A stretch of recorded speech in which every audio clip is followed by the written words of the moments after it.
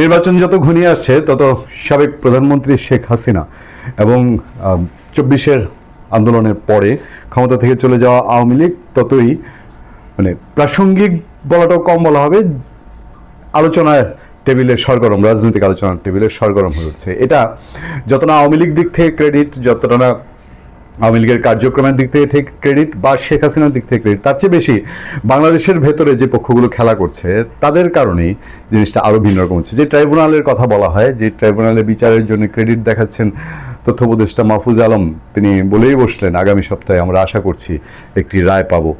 এর আগে আসিফ নজরুল নিজে বিতর্কিত হয়েছিলেন যে ট্রাইব্যুনালের খবরাখবর, ট্রাইব্যুনাল বা আইন প্রকাশ করার আগেই তারা একটু বেশিই পেয়ে যান, এরকম মনে হয় যেন সমালোচিত হয়েছেন। সেই আওয়ামী লীগ সভাপতি শেখ হাসিনা ট্রাইব্যুনালের 13 তারিখে তার একটি রায় হতে পারে এবং সেই রায় ধরে আওয়ামী লীগের নানান কর্মসূচির কথা শোনা যায়। আমরা আওয়ামী লীগের কর্মসূচি প্রচারে তো নিষেধের মুখে, তাই না? দেশের আইন কানুন রাষ্ট্র যেহেতু মানি, যেভাবেই হোক এই প্রফেসর মোহাম্মদ ইউনূসকে তার কোনো রকম পলিটিক্যাল গ্রাউন্ড, যে ক্ষমতায় কিসের গ্রাউন্ডে উনি আছেন সেইটার কোনো বেজ আমরা হাতে খুঁজে না পেলেও তো আমরা মানি, মেনেই চলছি হচ্ছে। সো তার আইন কানুনগুলোও মানতে হয়। তবে শেখ হাসিনা যে নানানবিধ ব্যাপার সেপারের মধ্যে জড়িত, ইন্টারন্যাশনাল মিডিয়ায় অলরেডি মুখ খুলে ফেলেছেন, যেটা 15 মাস পরে, এবং বিশ্বের নামি দামি সংবাদ মাধ্যমগুলো এপি, এএফপি, তারপরে রয়টার্স, ইন্ডিপেন্ডেন্ট, তারা শেখ হাসিনা, তার ছেলে সজীব ওয়াজেদ জয়, তাদের বক্তব্য ধরে রিপোর্ট করছে। আমাদের সামনে একটা রিপোর্ট আছে, সেই রিপোর্টটায় বলা হচ্ছে মানে মোট কথা যে শেখ হাসিনার মুখ কি খুলে দিচ্ছে কিনা ভারত, এরকম। আপনারা যারা পড়েছেন, বাদ বাকি আমরা একটু যোগ করতে চাই। অতিথি শেখ হাসিনাকে ভারত কি ধীরে ধীরে আনলক করতে দিচ্ছে?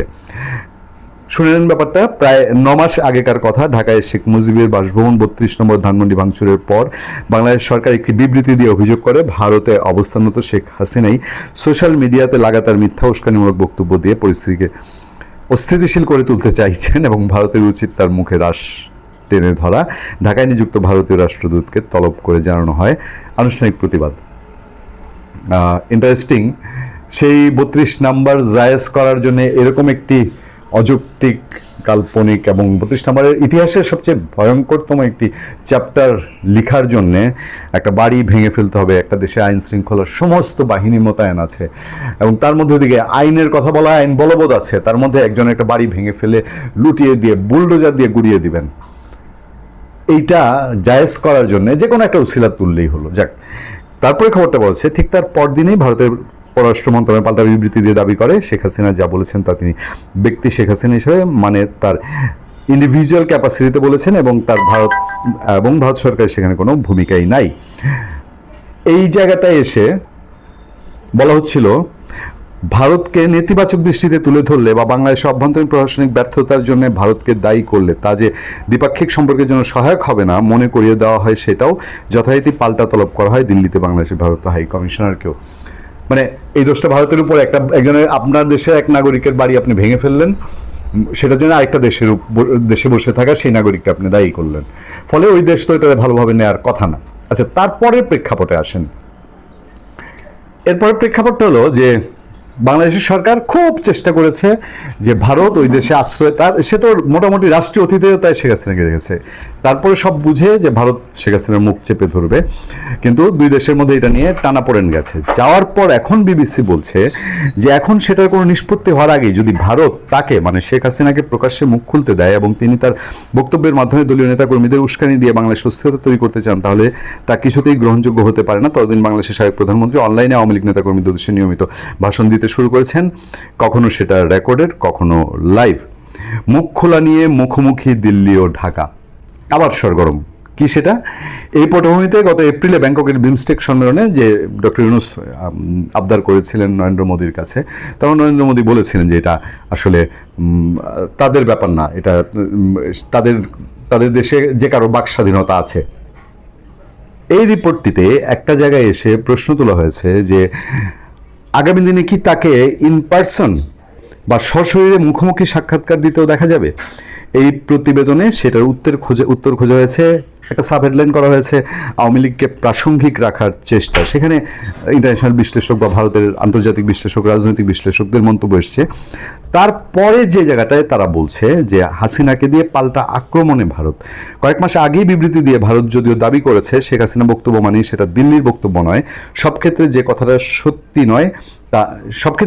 সত্যি নয় সেটা সুবিদিত, বরং ভারতের পক্ষে আনুষ্ঠানিকভাবে বা প্রকাশ্যে যেগুলো বলা সম্ভব নয় তার অনেক কথাই শেখ হাসিনার মুখ দিয়ে বলানো হচ্ছে, এমনটাই মনে করেন দিল্লিতে আন্তর্জাতিক সম্পর্কের বিশেষজ্ঞ তথা জেএনইউর সাবেক অধ্যাপক বলদাস ঘোষাল। অনেকেরই ইন্টারভিউ করেছে বিবিসি, এবং মানে ভারতের সঙ্গে বাংলাদেশের সম্পর্ক তো এখন তলানিতে, সেই তলানি থেকে একেবারে খুব সিরিয়াস কোনো ইস্যু, যেহেতু শেখ হাসিনা বাংলাদেশের মানুষ, তো যেগুলো কূটনৈতিক শিষ্টাচারের মধ্যে থাকে সেগুলো আর ভারত নিজে বলে না, সেগুলো শেখ হাসিনার দিকে বলাই কিনা সেই প্রশ্ন উঠেছে। অনেক মিল কোভিড আনলকিংয়ের সঙ্গে।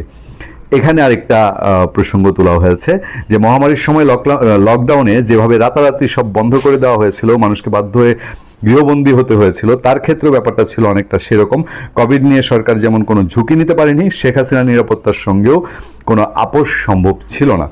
কিন্তু লকডাউন তো আর অনন্তকাল ধরে চলতে পারে না। কোভিড লকডাউন যেমন একটা সময় ধাপে ধাপে তুলে নেওয়া হয়েছে, শেখ হাসিনার ক্ষেত্রেও বিধিনিষেধগুলো পর্যায়ক্রমে তুলে নিতেই হতো, আর এখন ঠিক সেটাই হচ্ছে।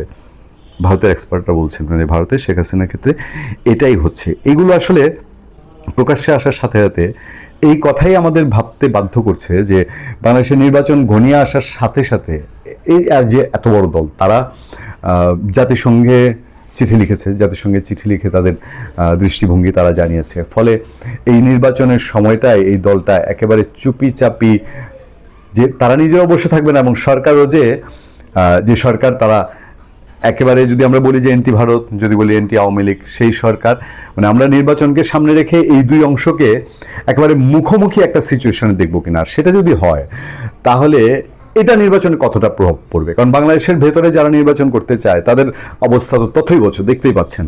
ইতিমধ্যে নমিনেশন নিয়ে কি হচ্ছে, যারা প্রার্থী এখনো নির্বাচনের তফসিল ঘোষণা হয় নাই, প্রচারে গিয়ে যেটা আসলে কোনো কেয়ারটেকার গভর্নমেন্টের সময় কিন্তু এইভাবে দেখা যায়নি। হয়েছে বাংলাদেশে এমপি প্রার্থীরা নির্বাচনের সময় গিয়ে গুলিবিদ্ধ হয়ে মারা গেছেন, এই ঘটনা ঘটেছে। বাংলাদেশে রানিং এমপিরা মারা গেছেন, সেরকম ঘটনা ঘটেছে।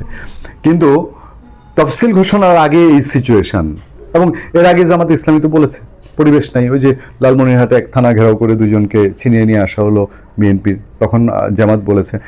আর জামাত বিএনপি তারা কি বললো না বললো, তাদের আটঘাট বেঁধে কাছা দিয়ে নির্বাচন করার আগ্রহ ঠিক আছে, কিন্তু মানুষের মধ্যে তো কথা আছে। সরকার আজকে 5 লাখ টাকা, সরকার বলবো পুলিশ বলবো 5 লাখ টাকা অস্ত্র উদ্ধারের জন্য ঘোষণা করা হয়েছে, এর আগে 5,000 ঘোষণা করা হয়েছিল। আচ্ছা, বছর জোড়া এতগুলো আইন শৃঙ্খলা বাহিনী আমাদের মাঠে আছে, অ্যাক্টিভলি আছে, তারা কেউ এগুলো উদ্ধার করতে পারলো না। এখন 5,000 থেকে 5 লাখে উঠছে, 50 লাখ 5 কোটি ঘোষণা করলেও যারা এটা নিয়েছে তারা তো ভিন্ন প্ল্যানে নিয়েছে বলা যায়। এয়ারপোর্টের ঘটনা কি হলো? এয়ারপোর্টের ঘটনা কি মামুলি ঘটনা? এমনি হয়েছে এয়ারপোর্টের ঘটনা? এত সিকিউরড একটা জায়গা থেকে ব্যাংকের বোল্ট ভাঙা, একটা ব্যাংকের যদি বোল্ট ভাঙে কেউ, সেটাই কতটা চৌকস হতে হয়, কতটা পেশাদার হতে হয়। আমরা নিজেরা ব্যক্তিগত জীবনে আমরা একটা ব্যাংকের ভোল্ট তৈরির সময়ের তদারকির অভিজ্ঞতা আছে।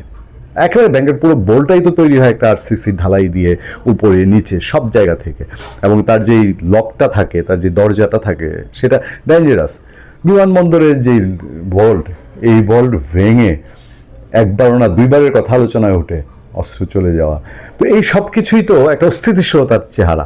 তো সেই সময়ে যদি আওয়ামী লীগ সভাপতি শেখ হাসিনা, সে তো একটা দেশের বাইরে থেকেও তার ওই যে দেশের জনসমর্থন আছে, সেই জন্য একটা ফিগার। তো কোনো কিছুরই রাজনৈতিক সুরাহা নাই, সব ভাষা। ভালো থাকবেন, সুস্থ থাকবেন। আপনাদের সাথে আমি আতিক রহমান, পূর্ণিয়া।